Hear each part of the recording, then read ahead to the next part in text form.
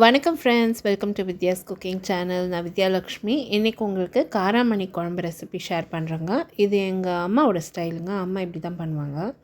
காராமணியை 2 மணி நேரம் நல்லா ஊற வச்சேங்க. ஊற வச்ச காராமணியை கழுவிட்டு குக்கரில் சேர்த்துருக்கேன். 2 கிளாஸ் தண்ணி விட்டு குக்கர் மூடி விசில் வச்சு ஹை ஃப்ளேமில் 4 விசில் விட்டேன். இங்கே காய்கறியெல்லாம் நறுக்கி எடுத்துக்கினேன். குழம்புக்கு தேவையான பொருளெல்லாம் ரெடி பண்ணி வச்சுருக்கேன். ஸ்க்ரீனில் இன்க்ரீடியன்ட்ஸ் எல்லாம் மென்ஷன் பண்ணியிருக்கேன். முதல்ல என்ன பண்ணுறேன்னா, கடாயில் எண்ணெய் நெய் சேர்த்துக்கினேன்.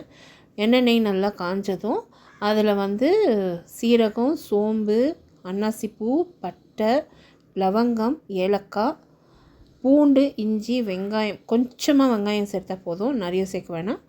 கொஞ்சமாக மிளகு சேர்த்து இத்தனையும் அந்த வெங்காயம் மசாலா பொருள் எல்லாமே நல்லா வதக்கி எடுக்கணும். வெங்காயம் கண்ணாடி போல் நல்லா வதங்கி வரணும். அதுக்குள்ளவே அந்த காராமணி நல்லா வெந்துருச்சு பாருங்கள்.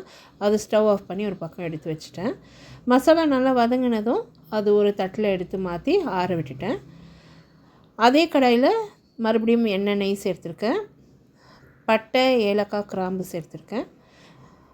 வெங்காயம், தக்காளி, கீறி வச்சுருக்க பச்சை மிளகா, கருவேப்பிலை சேர்த்து நல்லா வதங்க விட்டேன். கொஞ்சமாக பெருங்காயத்தூளும் சேர்த்துக்கினேன். மசாலா நல்லா ஆறினதும் அதை அரைச்சி நம்ம வதக்கிட்டு தக்காளி வெங்காயத்தில் சேர்த்து நல்லா வதக்க விடணும். தக்காளி வெங்காயம் நல்லா வதங்கி வரணும். இப்போ நல்லா எண்ணெய் பிரிஞ்சு வந்ததும் அதில் நான் நறுக்கி வச்சுருக்க உருளைக்கிழங்கு, சௌ காய் சேர்த்துருக்கேன். முதல்ல கொஞ்சமாக உப்பு சேர்த்து மிளகாத்தூள், மல்லித்தூள், மஞ்சள் பொடி சேர்த்துருக்கேன். நல்லா கலந்துட்டு ஒரு கிளாஸ் அளவுக்கு தண்ணி விட்டு மூடி போட்டு வேக வைக்கிறேன். இது ஒரு அரை வேக்காடு வரணும். இந்த காய்கறி அரை வேக்காடு வெந்ததும் இதில் நான் முருங்கைக்காய் சேர்த்துக்கிறேன். முருங்கைக்காய் சேர்த்து இது ஒரு அரை வேக்காடு நல்லா வேக விடலாம்.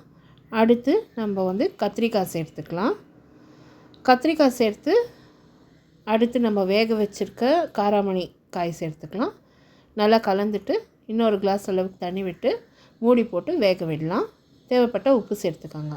இப்போ மிக்சியில் புதினா இலை, பச்சை மிளகா, கருவேப்பிலை, தேங்காய் சேர்த்து அரைச்சி எடுத்துக்கிறேன். நல்லா விழுதாக அரைச்சி எடுத்துக்கணும், கொஞ்சமாக தண்ணி விட்டு. இப்போது எல்லா காய்கறியும் அரை வேக்காடு தான் வெந்திருக்கு. இந்த நேரத்துக்கே நம்ம இந்த தேங்காவையும் சேர்த்துக்கலாம். கொஞ்சமாக தண்ணி விட்டு இந்த தேங்காவை சேர்த்துக்கலாம்.